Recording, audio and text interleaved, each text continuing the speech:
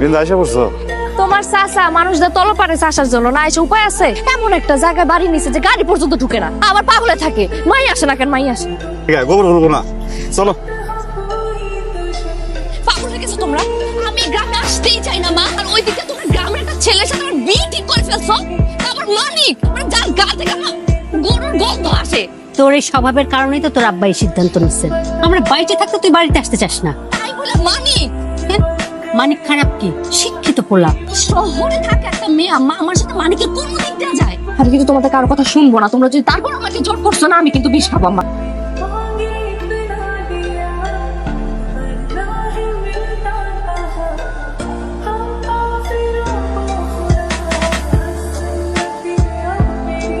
চাচা, ওই বিন্দুর পরীক্ষা কালকে। মাত্র কালকে বিয়ে হইল, মানে তুমি সাথে যাও। বাবা যেমন একটা কাজ করবে আমি না স্বপ্ন ভাবলাম। তোমার এখন আর ভয়ের কিচ্ছু নেই, আমি তো আছি। শোনো, আমি কাজে অফিসে সব ঠিকঠাক করে রেখেছি। শোনেন, আমরা কালকে সকালবেলায় কাজে অফিসে যাবো। হ্যাঁ, ওখানে আপনাদের দুজনকে জাস্ট একটা সাইন করতে হবে। ঠিক আছে?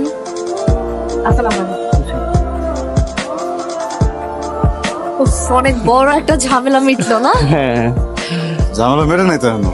বিচ্ছে কইলো না 3 মাস সময় লাগবো। ডিভোর্স পেপার সাইন করার পরে ল অনুযায়ী 3 মাস সময় দেয় এরা। এর মধ্যে মিউচুয়াল না হলে অটোমেটিক ডিভোর্স অ্যাক্টিভ হয়ে যায়। 3 মাস? সমস্যা কোথায়? তোমাদের তো আর মিউচুয়াল হচ্ছে না। বিন্দু, আমি তাহলে বাইতে যাই। তুই বাড়িতে জায়গা মানে কি? তুই যদি চলে যাস আব্বা সবকিছু বুঝে যাবে না।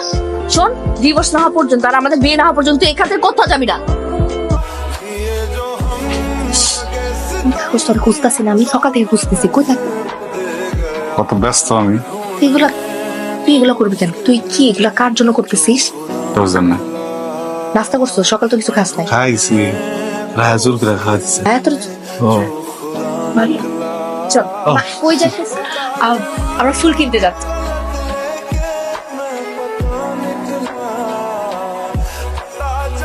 হ্যাঁ মানিক, নাকি এখানে চেয়ার কোথায়? কেসটা সব দাঁড়ায় আছে। ভাই, আমি কত কত কইছি, আমি দেখতেছি 1 মিনিট খারাপ। চল চল। সুন্দর লাগতেছে। মানিক, তুমি সব কাজের জন্য মানিককে কেন বলতেছো? হ্যাঁ, ও কি বাসার কাজের লোক? সমস্যা কি তোমার? আরে এমনি গ্রাম থেকে এসেছে, কাজকর্ম একটু ভালো বোঝার। গ্রাম থেকে আসছে বলে কাজ করবে কেন?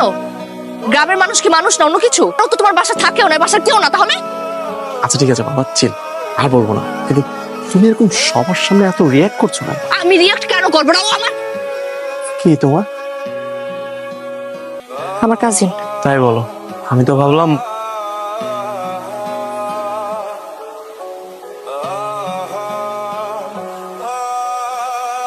না। এখন না কোনো।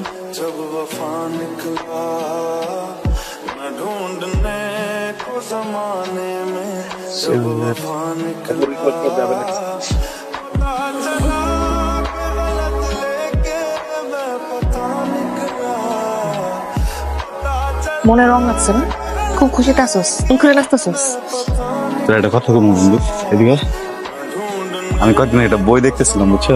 নায়কের বিয়ে হয়ে যেতেছে গা, আর নায়িকা দেখে নাচতেছে, বুঝছো? তো ওইটা দেখার পরে আমার ভিতরে একটা ফিল হয়ে পড়ছে। যত চাচ্ছ তো বলো না কেন, তুই আমার বউ না? বিয়ে করছে এখনো, কিন্তু বিয়ে হয়ে যেতেছে গা। ফিলে ফিলে মনে করে নাচ দিতেছি আমি। হয়েছে কইবেন তো আমারে? মানিক, হ্যাঁ, লাগিয়েছ না? আমার আমি কেমনে এটা? কত মানুষ দিছি। Thank you so much. এই ফুলগুলো একটু পরিয়ে দেবে? আমি কি তোমাদের ডিস্টার্ব করলাম? কি রে, নাচ নাচি বাদ দিয়ে গেছিস? কিছু লাগবো আমার? এবার কই তুই আমার ডাক দিলে তুমি এখন? ডাক দিলে শুনতে তুই তো খুব ব্যস্ত। রায়, তুমি আর কাউকে পাও নাই ফুল লাগানোর জন্য? তো আমাকে তো আমি লাগিয়ে দিচ্ছি। না ভাবি, মানিক পরিয়ে দিয়ে। এই মেয়ের সাথে এত কি তোর? আসার পর থেকে দেখতেছি এত মাখামাখি কেন? এই মেয়ে সারাক্ষণ তোর গায়ের উপর উঠে থাকে কেন? মাথা নষ্ট হয়ে গেছে তোর। সারাক্ষণ দেখে ওর দিকে তাকায় থাকোস কেন? আমি তোর বউ, আমার দিকে তাকাইছিস কখনোই ভাবে?